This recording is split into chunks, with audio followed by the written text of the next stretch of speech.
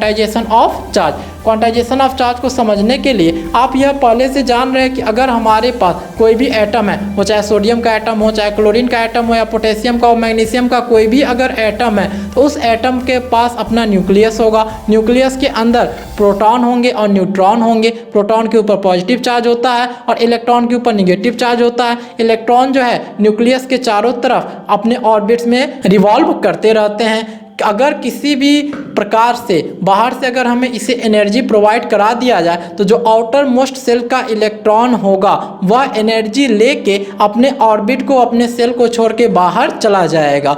जैसा कि सोडियम से एक इलेक्ट्रॉन निकला तो सोडियम जो है वो सोडियम प्लस बन गया, Na+ के फॉर्म में आ गया। क्लोरीन को अगर एक इलेक्ट्रॉन मिला तो क्लोरीन जो है वो Cl- के फॉर्म में हो गया।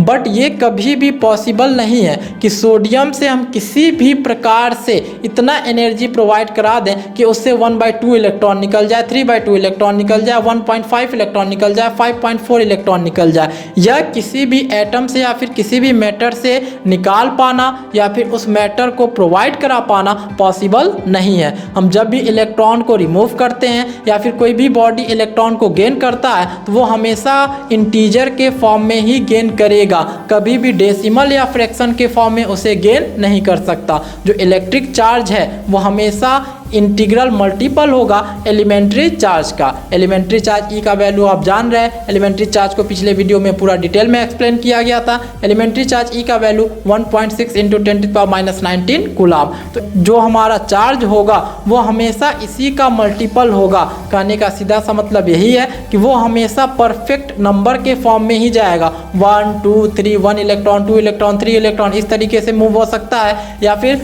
-1 -2 -3। माइनस इसलिए यूज किया गया क्योंकि यह आपका एलिमेंट्री चार्ज है। No charge is found in the fraction of E.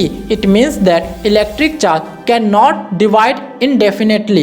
This property of charge is called quantization of charge. Quantization of charge का जो स्टेटमेंट है वो यही है कि इलेक्ट्रिक चार्ज को हम कभी भी डिवाइड नहीं कर सकते हैं। उसे हम फ्रैक्शन के फॉर्म में, डेसिमल के फॉर्म में कभी भी डिवाइड नहीं कर सकते हैं। यही आपका क्वांटाइजेशन ऑफ चार्ज कहलाता है। क्वांटाइजेशन ऑफ चार्ज के लिए जो मेन फार्मूला है वो है Q = NE, where Q you know very well, Q is charge, whereas N is integer का वैल्यू -2 -1 0 +1 +2। यहाँ जो 0 है वो रिप्रेजेंट कर रहा है न्यूट्रल बॉडी को, और ये आपका एलिमेंट्री चार्ज है जिसका वैल्यू 1.6 × 10⁻⁹ कूलम।